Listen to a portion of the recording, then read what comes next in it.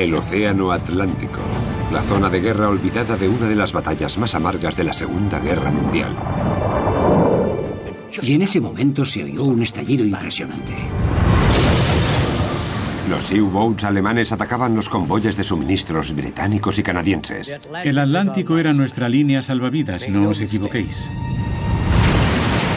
Sin sus suministros vitales, Gran Bretaña caería. Hitler ganaría la guerra en Europa. Era una batalla de estrategia, de ataques y contraataques. Cuando las cargas de profundidad explotaban, era una sensación de absoluto terror. Una carrera para desarrollar una supremacía tecnológica o para conseguir que la suerte se pusiera de su lado. Esperabas que hubiera otra gente en el agua y que pudiera sobrevivir. Así fue la batalla del Atlántico. Estaba en juego el resultado de la Segunda Guerra Mundial.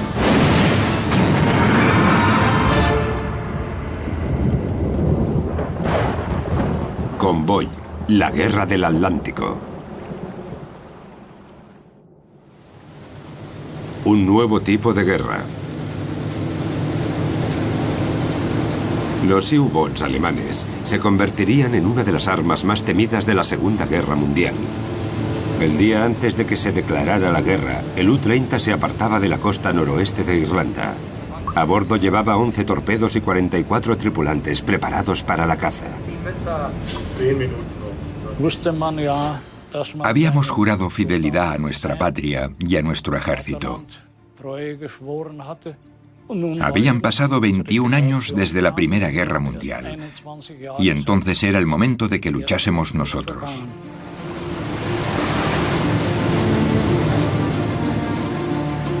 Ese mismo día, el transatlántico Athenia partía de Gran Bretaña en dirección a Canadá.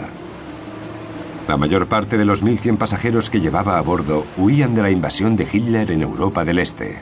Entre ellos iban los refugiados judíos Marianne Jean y su marido. Huimos de la República Checa después de que los nazis la invadieran y decidimos que no queríamos quedarnos en Europa. Sabía que estallaría la guerra tarde o temprano, pero no creí que fuera a estallar justo en ese momento.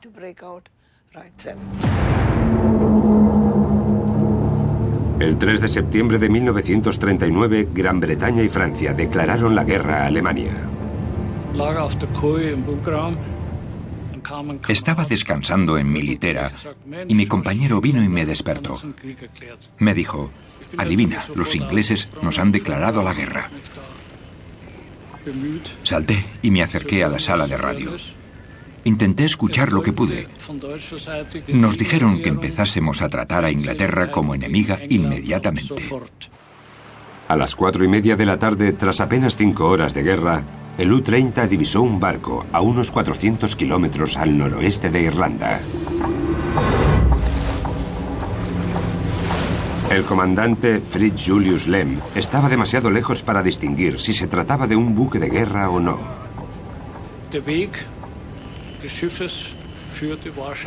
Por el movimiento del barco, sabíamos que se dirigía desde Inglaterra a Estados Unidos o Canadá. Seguimos el barco hasta el anochecer, porque el comandante quiso asegurarse de no cometer ningún error.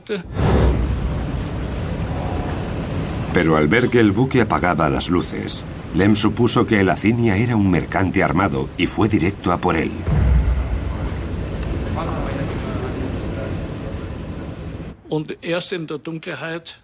Cuando oscureció, atacamos el barco.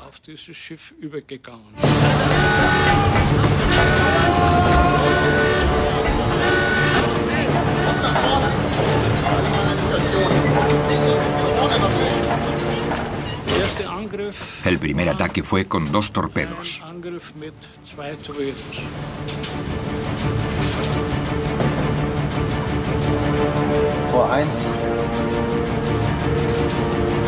¡Los!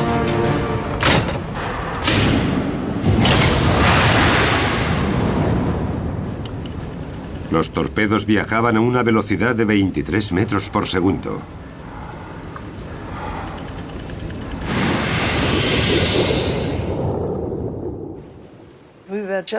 Nos estaban empezando a servir la cena en el comedor. Mi marido y su hermano estaban conmigo. Estábamos sentados a la mesa y recuerdo muy bien que tomábamos sopa o algo así. Y de repente oímos una explosión.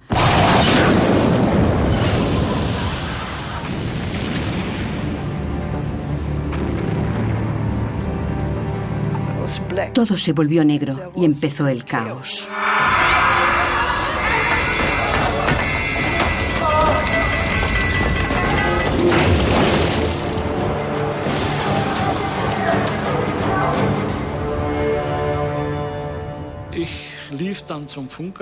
Corrí a la sala de comunicación y oí que la Athenia lanzaba señales de auxilio. Llevaban 1.100 pasajeros a bordo. Dios mío, de repente me di cuenta de lo que habíamos hecho.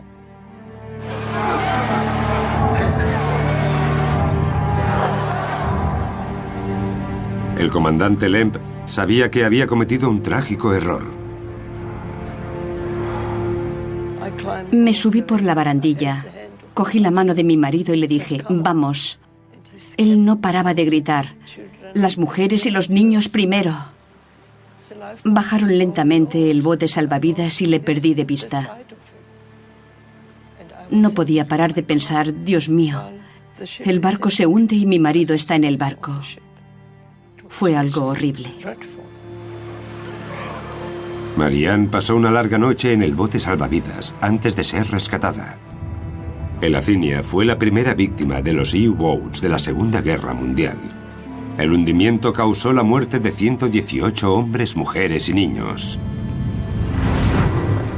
Al regresar a Escocia, Marianne buscó a su marido. Miré la lista de supervivientes y encontré su nombre. No puedo describirlo.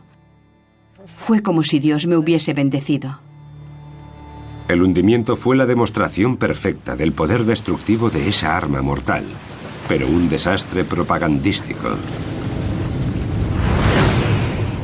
El U-30 cayó en desgracia. Lo que ocurrió a continuación rompió con todas las regulaciones navales internacionales.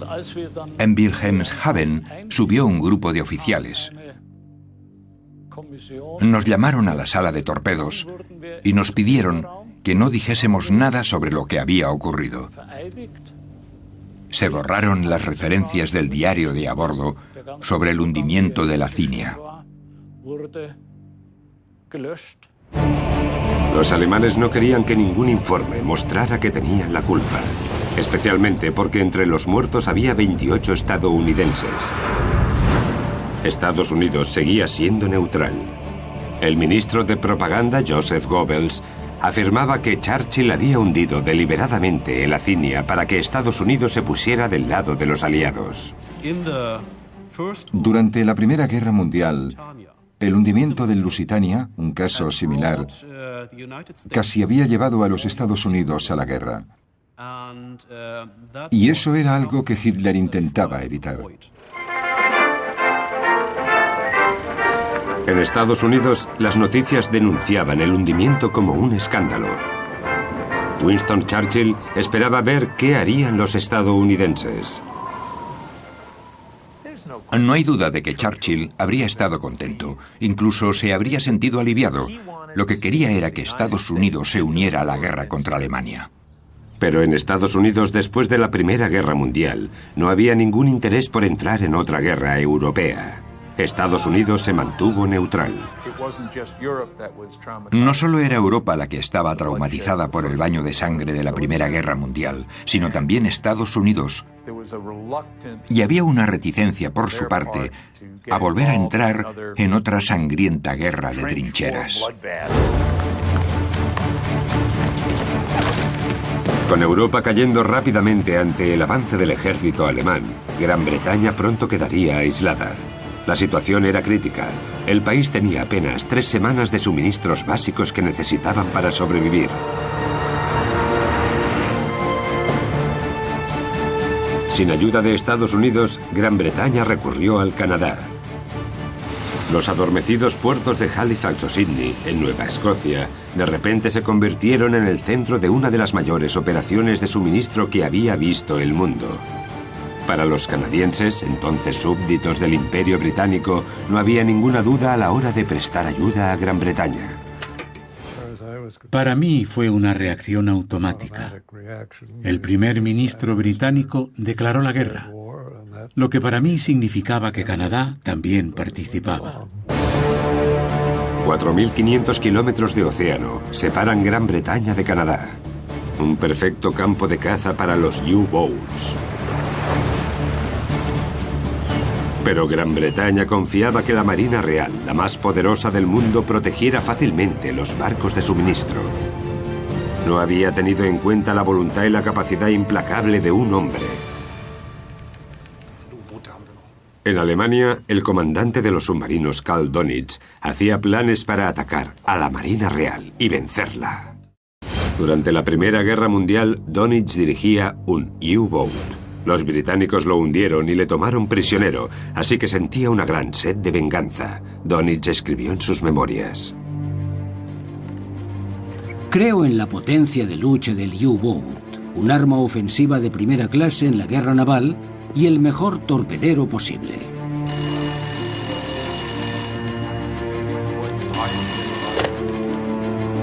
Antes de la guerra, Donitz supervisó personalmente la construcción de la flota de U-Boats. A Alemania se le había prohibido construir submarinos después de la Primera Guerra Mundial, pero siguió desarrollándolos en secreto. Donitz creó rápidamente una poderosa y moderna fuerza submarina. La fuerza motora de esa flota era un U-Boat de tipo 7. Motores gemelos diésel le daban una velocidad de 16 nudos en la superficie, velocidad suficiente para alcanzar a la mayor parte de los buques de carga, y las baterías eléctricas le permitían mantenerse sumergido durante 24 horas. Estaba equipado con un cañón de 88 milímetros, pero el armamento más mortal eran sus 11 torpedos.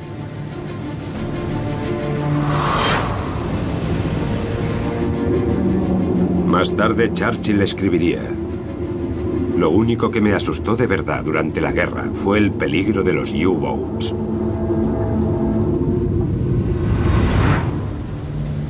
En los primeros meses de la Segunda Guerra Mundial, el comandante de U-Boats, Donitz, ordenó a sus nuevos U-Boats que cruzaran el Atlántico en busca de objetivos. Pero la Marina Real despreció la amenaza. Tenía confianza en que las debilidades de los submarinos significarían su declive. Los U-Boats solo podían viajar bajo el agua durante cortos periodos antes de salir a la superficie para recargar las baterías. Entonces eran fáciles de divisar y de destruir. Y cuando se sumergían, la Marina Real tenía mucha fe en su nueva tecnología antisubmarino llamada ASDIC.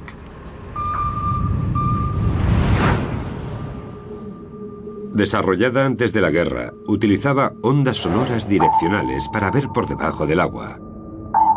Estas rebotaban en los submarinos y se oían como un eco. Cuanto más rápido era el retorno del eco, más cerca estaba el barco del submarino. Cuando la distancia era cercana, se podían lanzar cargas de profundidad.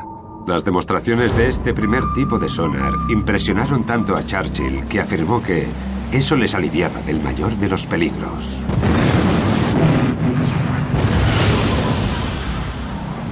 «15 días después del inicio de la guerra, 3 portaaviones y 14 destructores equipados con el sonar ASDIC partieron para deshacerse de los U-Boats. Uno de los portaaviones era el HMS Courageous. Con 48 aviones y una velocidad máxima de 31 nudos, era uno de los barcos más importantes de la Marina Real. A bordo iba John Cannon.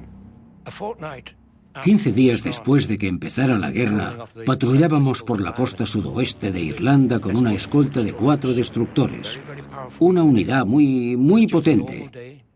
Era un día normal, no faltaba de nada. Los pilotos habían salido a practicar el aterrizaje y el despegue y también a patrullar un poco. Pero el sonar tenía un importante defecto. Su alcance no podía compararse con el de un torpedo. Fuera de la zona de detección acechaba el U-29. Su comandante era Otto Suhard. Divisó al Courageous mientras este se preparaba para el aterrizaje de los aviones. Aprovechó la oportunidad y lanzó 3 torpedos hacia el portaaviones.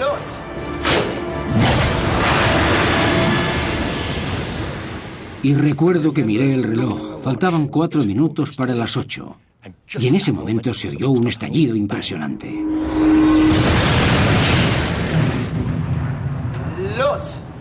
Unos segundos después hubo otra tremenda explosión cuando nos alcanzó el segundo torpedo.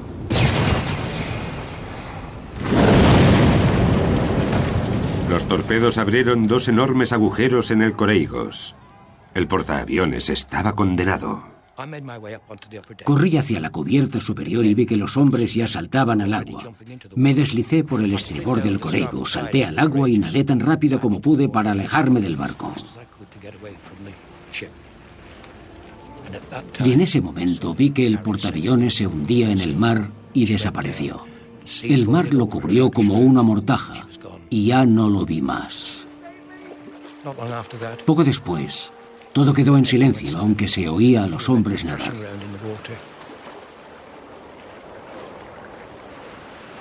Los 2 destructores que seguían con nosotros no podían detenerse a recoger a los supervivientes, porque si se detenían, podían resultar vulnerables ellos también.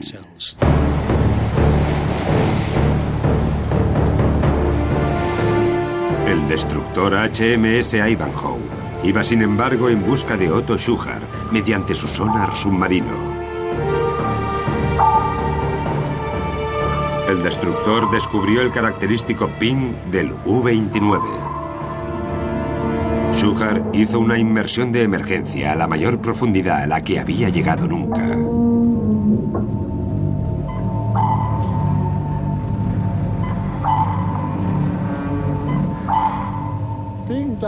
Estar ahí abajo, incluso sin ataques enemigos, no era demasiado cómodo.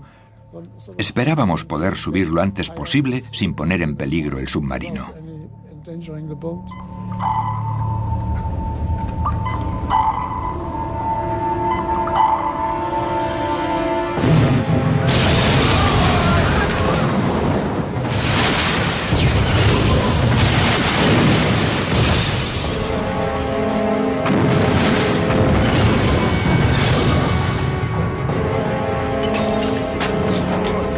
Los ataques duraron varias horas, hasta que ambos destructores gastaron sus cargas. Pero Schuchard tuvo suerte y consiguió escapar. De vuelta en la superficie, John Cannon había pasado 2 horas en el agua. Su única esperanza de rescate era dar con algún barco mercante. Estaba casi dispuesto a rendirme. Había estado nadando bastante tiempo y estaba muy cansado. Y es extraño. No creo que la gente pueda entenderlo, pero no temía ahogarme. Estaba tan cansado que solo quería dormir. Nadando a mi lado había un observador de la flota, que debió pensar que me había rendido, y de repente me gritó: «Vamos, vamos, chaval, sigue adelante. Tu madre y tu padre te esperan en casa». Y la verdad es que me insufló algo de vida y volví a empezar y seguí adelante. Y seguí. John sobrevivió, pero de los 1.260 tripulantes se perdieron 518.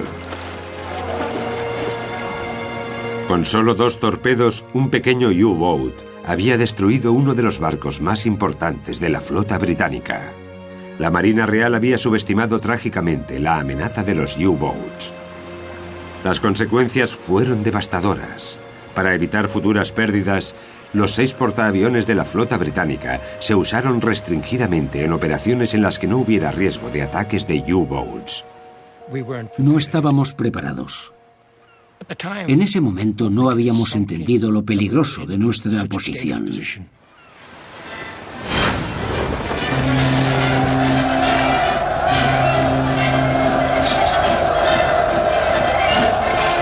Otto Schuchard recibió una bienvenida de héroe a su regreso a puerto. Dönitz estaba encantado con el comandante del U-boat. El ataque había demostrado que los U-boats podían derrotar a la Marina Real. Apenas 4 semanas después del hundimiento del HMS Coreigos, llegó un ataque impresionantemente audaz. El comandante de U-Boat, Gunther Prien, se coló en la vigilada base de la Marina Real de Scapa Flow. Hizo maniobrar su U-Boat entre las defensas antisubmarinas y torpedeó el Royal Oak, un acorazado muy reconocido con enormes cañones de 380 milímetros, entre los mayores de la Marina Real. En esas heladas aguas se hundió en solo 10 minutos y más de 800 tripulantes perdieron la vida. Muchos se ahogaron intentando escapar por las escotillas. En Gran Bretaña, el hundimiento del Royal Oak fue un desastre nacional. Incluso Winston Churchill admitió que el ataque había sido una notable hazaña de pericia y valentía profesional. Hundir un buque de guerra con un diminuto U-Boat es lo que podemos llamar una hazaña valiente. Así que eso se podía usar en la propaganda. En Alemania, Prien se convirtió en un héroe nacional. La multitud, extasiada, le dio la bienvenida a Berlín. Hitler le otorgó una de las mayores condecoraciones alemanas, la Cruz de Caballero. Para Karl Donitz era la confirmación de que los U-Boats podían hacer que Alemania ganara la guerra. Pero para los británicos era una llamada de atención. Para contrarrestar la amenaza alemana, desplegaron una táctica usada con éxito contra los U-Boats de la Primera Guerra Mundial, los convoyes. En los convoyes se agrupaban barcos mercantes en estrecha formación, vigilados por un pequeño número de escoltas armados. Las ventajas tácticas eran enormes. Los barcos que navegaban solos no podían protegerse, pero en un convoy se podían proteger varios con solo unos cuantos buques de guerra. Centenares de barcos mercantes se unieron al servicio de convoyes. Estaban tripulados por marineros civiles en lugar de militares. Gran Bretaña reclutaba a esos hombres en todos los rincones de su imperio.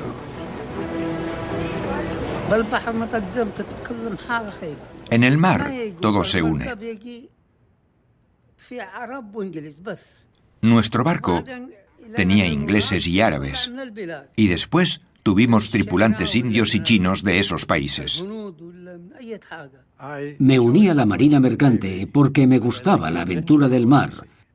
Era algo impresionante. Estos marineros voluntarios trabajaban en cualquier condición atmosférica para llevar los suministros básicos de combustible, maquinaria y comida a Gran Bretaña. Vi un barco encima de una ola y la popa y la hélice daban vueltas y vueltas fuera del agua. Después se vino abajo y solo pude ver agua por todas partes. El agua y la espuma cruzaban la cubierta de proa y se congelaban en las jarcias al pasar.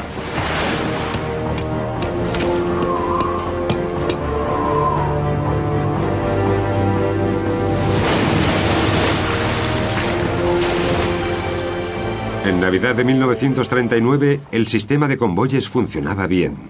Los U-Boats atacaron a 110 barcos que navegaban solos, pero únicamente se perdieron 4 de los casi 6.000 que cruzaron en convoyes ante los U-Boats.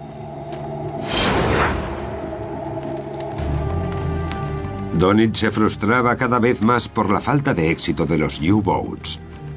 Había un gran obstáculo que le retenía. Le había pedido a Hitler 300 submarinos, pero le habían dado apenas menos de 60. El principal problema al que nos enfrentábamos era la falta de U-Boats. Teníamos que intentar localizar los convoyes y organizar un ataque concentrado con todos nuestros U-Boats. Donitz también se enfrentaba a otro obstáculo. Los británicos controlaban el Mar del Norte y el Canal de la Mancha. Para llegar al Atlántico, los U-Boats tenían que navegar por el norte de Gran Bretaña. Eso añadía una semana a su viaje y limitaba gravemente su alcance a apenas unos centenares de kilómetros de la costa irlandesa. Pero una vez más, la marea de la guerra estaba a punto de cambiar.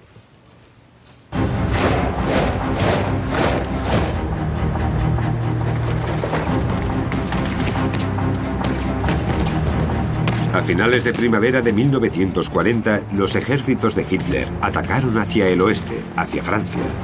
Los británicos se vieron obligados a hacer una humillante retirada desde Dunkerque.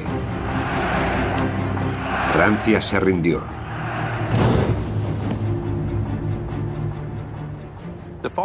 La caída de Francia lo cambió todo. En ese momento, toda la sensación de que era una guerra controlada, limitada, quizás incluso una extensa guerra europea, desapareció. Gran Bretaña se vio empujada hasta el límite.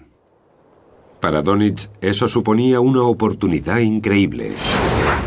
El día después de la rendición se dirigió hacia la Bretaña, en la costa francesa. Sus U-boats tendrían entonces acceso directo al Océano Atlántico. Alemania se convirtió entonces en una gran potencia con bases atlánticas defendibles.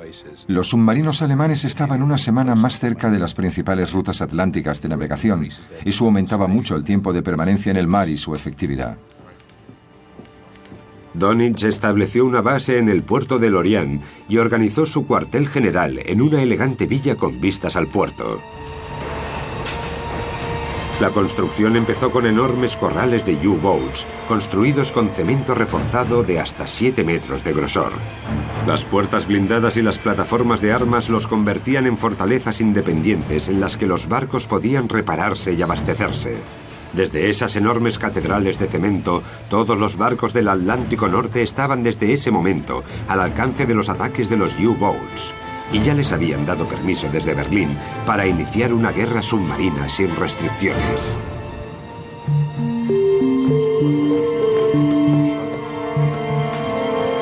No rescaten a ningún hombre. Las condiciones atmosféricas y la proximidad de tierra no tienen ningún valor. Preocúpense únicamente por la seguridad de su propio barco. En esta guerra debemos ser duros. El enemigo la ha iniciado para destruirnos y no importa nada más. Ya ningún barco estaba a salvo.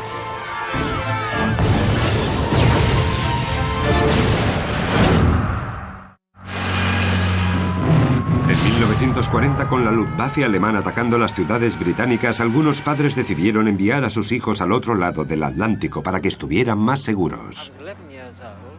Tenía 11 años y mis padres decidieron que como la guerra se acercaba a Gran Bretaña, yo tendría la oportunidad de ir a América. Un año después del inicio de la guerra, Colin Ryder Richardson se convirtió en uno de los 90 niños evacuados que se marchaban a Canadá a bordo del transatlántico City of Benares. Cuando el convoy llegó a 800 kilómetros al noroeste de Liverpool, su escolta de la Marina Real les abandonó para unirse a un nuevo convoy, creyendo que estaban lejos del alcance de los U-boats. La quinta noche del viaje, les dijeron a los niños que era más seguro que durmieran con el pijama en lugar de vestidos y con los chalecos salvavidas. Estábamos un poco nerviosos, pero nos aseguraron que estábamos a salvo y que podíamos relajarnos.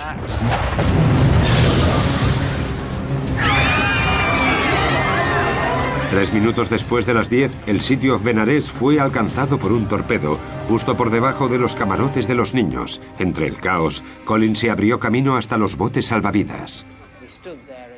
Nos quedamos ahí mientras el resto de los niños aparecían, llevando apenas batas y zapatillas, y ositos y otras cosas así, sin saber qué iba a pasar a continuación.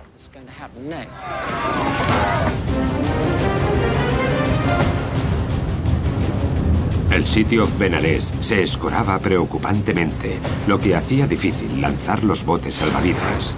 Torpedeado a 400 kilómetros de Rockall, había estado navegando por una zona que se creía a salvo de los ataques de los U-boats. Pero los barcos de todo el Atlántico estaban al alcance de las bases de U-boats alemanas de la costa francesa. Uno de los niños del barco, Colin Ryder Richardson, descubrió que compartía un bote salvavidas que se hundía con muertos y moribundos. Todos intentábamos hacer lo que parecía más sensato en ese momento: tirar los cadáveres fuera del bote. Tras 20 horas en el agua, Colin fue rescatado. De los 90 niños que iban a bordo, 77 murieron. Es algo que me atormenta. Y seguramente no pasa un solo día sin que vea a esos niños. Fui uno de los afortunados que sobrevivieron, principalmente debido a mi chaleco salvavidas. Antes de meterle en el barco, la madre de Colin le había comprado un chaleco salvavidas. Y en el bolsillo tenía un cinturón y un pañuelo de mi madre que descubrí hace unos pocos años cuando lo saqué.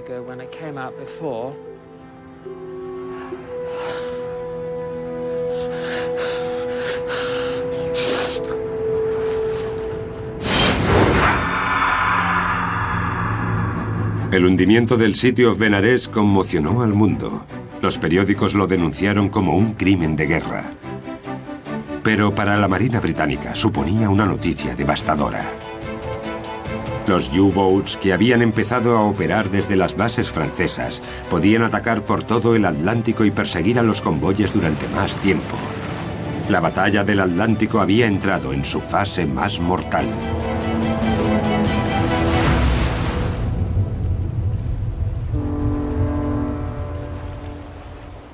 Los convoyes defendidos por buques de guerra seguían siendo la mejor protección contra el ataque de los U-Boats. El vicealmirante Dönitz debía encontrar la manera de superar su potencia táctica. Se decidió por una estrategia audaz. Si funcionaba, destruiría las líneas de abastecimiento básicas que evitaban que Gran Bretaña se viniera abajo. Lo llamó Wolfpack, manada de lobos.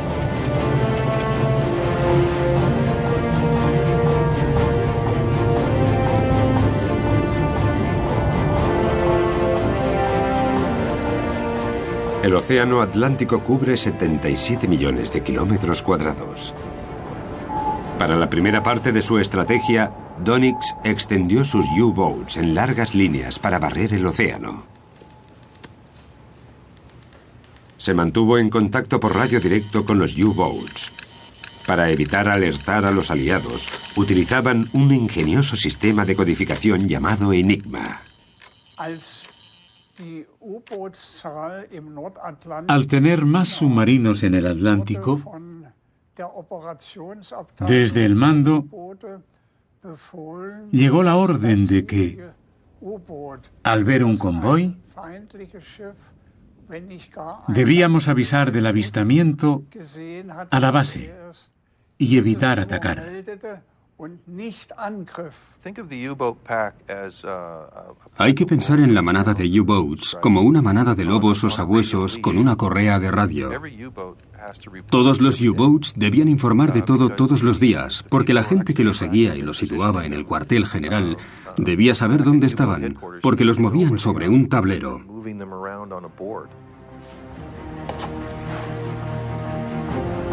Cuando Dönitz daba la orden, los U-Boats debían atacar, no por debajo del agua, sino en la superficie, donde eran más rápidos y maniobrables y donde no podían ser detectados mediante el sonar. El golpe maestro final era atacar por la noche, cuando era casi imposible divisar su pequeña y elegante silueta. La prueba definitiva para la estrategia de Dönitz llegó cuando el convoy SC-7 inició su viaje de 17 días desde Canadá hasta Gran Bretaña. 35 barcos cargados con acero y madera. Pero muchos de los barcos del convoy eran viejos y lentos, y los recursos de la Marina Real tenían tanto que hacer que solo había una pequeña escolta disponible. Era el objetivo perfecto para los Wolfpack.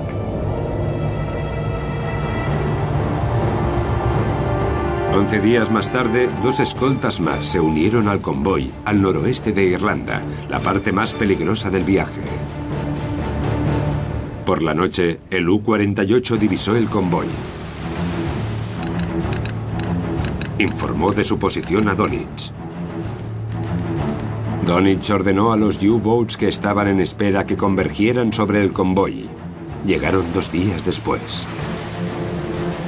Un grupo de 5 U-Boats atacó directamente.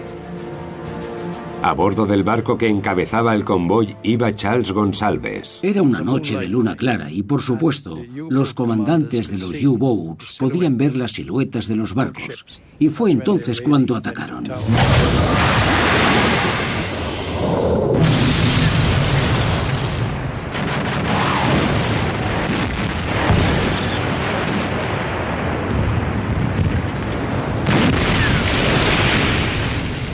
El ataque estaba dirigido por el famoso comandante Otto Kretschmer. Hundiría 250.000 toneladas de suministros. Su apodo era el rey del tonelaje. Los escoltas ya no pueden pensar más y disparan proyectiles continuamente para tranquilizarse a sí mismos y a sus compañeros. Pero no tienen muchas posibilidades con la brillante luz de la luna. Ahora empiezo a ocuparme de los barcos en dirección contraria a la del convoy. Normalmente un comandante de U-Boat intentaba colocar el submarino por delante del convoy, lo que les permitía atraerlos. A los mejores y más experimentados comandantes de U-Boats alemanes les gustaba meterse en el convoy y disparar desde allí, a muy poca distancia, una maniobra no apta para cobardes. Lo único que veíamos eran destellos y ruidos de torpedos que alcanzaban barcos. Y explosiones.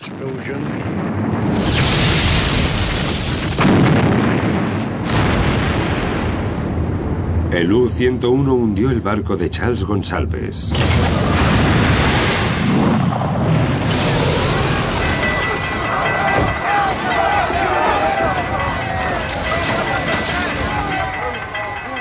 Me vi lanzado contra una mampara. Y vi un montón de gente muerta. Entonces empecé a pensar que era un asunto espantoso. Desde su base francesa de Lorient, Donitz seguía los acontecimientos narrados en vivo por los comandantes de los U-Boats. La mayor parte de los submarinos abandonaron el ataque únicamente cuando se quedaron sin torpedos. En una sola noche se perdieron unos 20 barcos, más de la mitad del convoy. Los barcos del convoy tenían instrucciones de no recoger a los supervivientes. No podían arriesgarse a convertirse en objetivos. Centenares de marinos mercantes luchaban por su vida en el Atlántico Norte. No hay ninguna duda de que la Marina Mercante era la línea salvavidas del país. Y no podían dejar que esa línea se rompiera o se destruyera. Así que había que salvar los barcos y la carga a toda costa. Los hombres del agua tenían que luchar por sí mismos. Un centenar de marinos mercantes se perdieron en el convoy SC-7. Y con 80.000 toneladas de suministros perdidos, fue uno de los peores ataques de toda la campaña del Atlántico. Para Donitz fue una gran victoria y demostró que su táctica de Wolfpack funcionaba. Tras el hundimiento de su barco, Charles Gonsalves pasó una larga y fría noche en el agua antes de que le recogieran. Hasta hoy afirma que la Marina Real podría haber hecho más para protegerles. Había un cierto grado de complacencia. Si no lo hubiera habido, ¿cómo no iban a enviar un destructor a proteger un convoy de 35 barcos? Los convoyes necesitaban desesperadamente más escolta para protegerse de los ataques de los U-Boats. El primer ministro británico, Winston Churchill, acudió al presidente estadounidense, Franklin D. Roosevelt, para pedir ayuda. Pero Roosevelt no pudo hacer nada. Era el año de las elecciones en Estados Unidos y sabía que el pueblo estadounidense no quería guerra. Un año después del inicio de la guerra, lo único que Roosevelt podía ofrecer eran 50 destructores de la Primera Guerra Mundial. Esos viejos barcos estaban mal equipados para cruzar los traicioneros mares del Atlántico Norte y evidentemente peor para repeler los Wolfpacks de U-Boats. Se enviaron 6 al Canadá. Pese a sus limitaciones, podían ser útiles. En 1939 teníamos 6 destructores, 4 dragaminas y eso es todo. Los destructores de la Marina canadiense eran obsoletos. Los barcos que habían recibido de la Marina Real eran auténticos saldos de segunda mano. Y a los canadienses no solo les faltaban barcos, necesitaban marineros para tripularlos. No era extraño que un barco, fuese un destructor o una corbeta, saliera al mar, como he dicho, literalmente con una gran parte de su tripulación que nunca en su vida había salido al mar.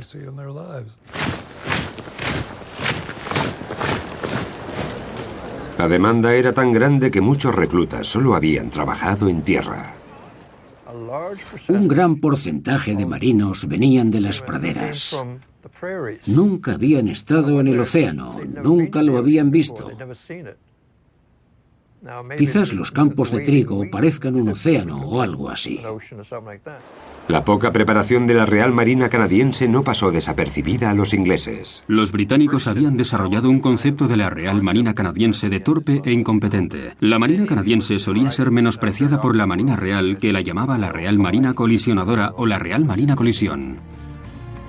La Real Marina canadiense necesitaba una total revisión si quería jugar un papel en la guerra de los U-Boats, pero lo que normalmente hubiese tardado años de planificación debía conseguirse en cuestión de meses. Canadá inició un enorme plan de expansión para proporcionar escoltas a los convoyes atlánticos que llevaban suministros básicos a Gran Bretaña. Solo había un tipo de barco que pudiera construirse lo bastante rápido y en cantidades suficientes: la corbeta.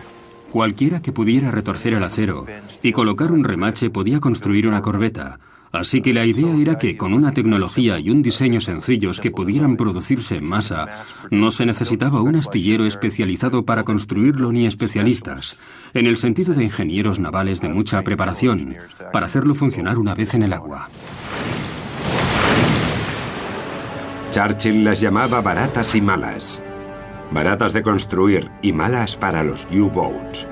Las corbetas estaban equipadas con un cañón de 100 milímetros al frente y 2 rieles de cargas de profundidad en la popa. Estos robustos barcos se habían diseñado originalmente para cazar ballenas. Sus probados motores de vapor eran útiles en las guerras intensas y cortas, lo que también era útil para cazar U-Boats. Pero su diseño básico y pasado de moda era muy limitado.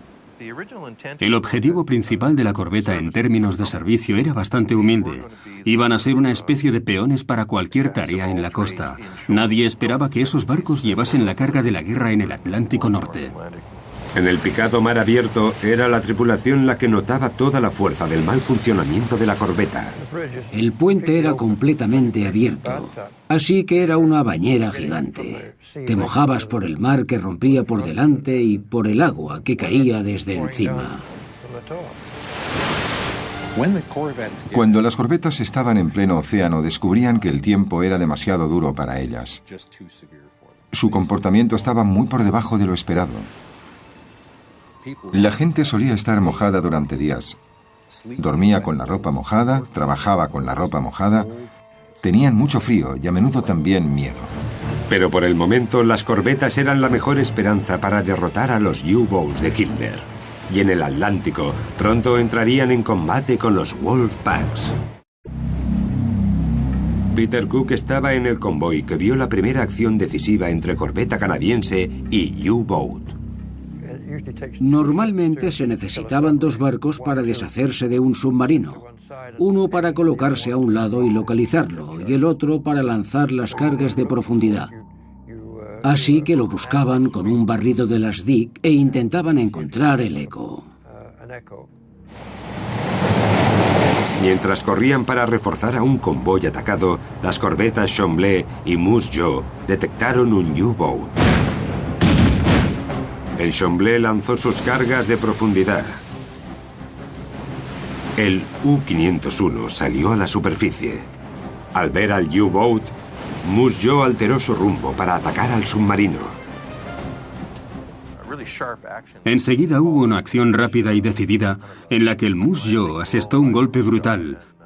Y en ese momento, cuando la corbeta y el submarino estaban uno junto al otro, el capitán del U-Boat salió de su torre hacia el castillo de proa del Moose Jaw.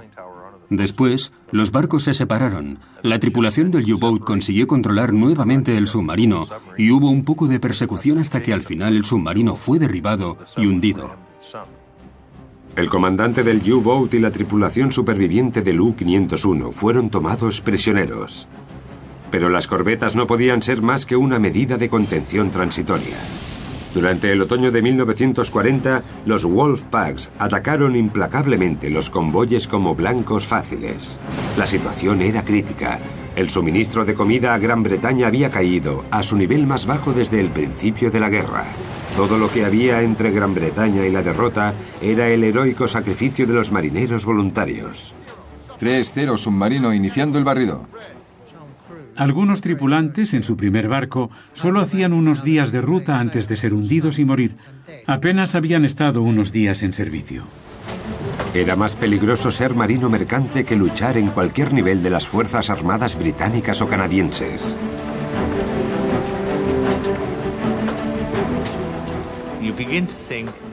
Empezabas a pensar que no tenías miedo, que no ibas a ser tú, que iban a ser ese tipo y aquel otro, pero nunca tú.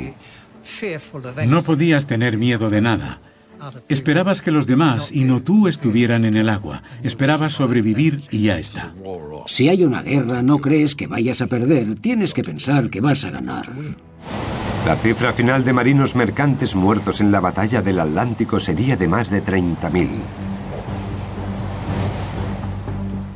Si los marinos mercantes no salían al mar, los barcos no podían moverse y todo se venía abajo. Es una historia muy impresionante. Fueron los héroes olvidados de la Guerra del Atlántico. La estrategia del Wolfpack de Dönitz tenía un éxito asombroso. Convenció a Hitler para que le suministrara más U-Boats. Con 29 submarinos más prometidos por mes, Dönitz estaba todavía más confiado en ganar la guerra para Alemania. Para Winston Churchill, la situación era desesperada. Los U-Boats de Hitler estaban cerca de matar de hambre a Gran Bretaña y forzarla a someterse.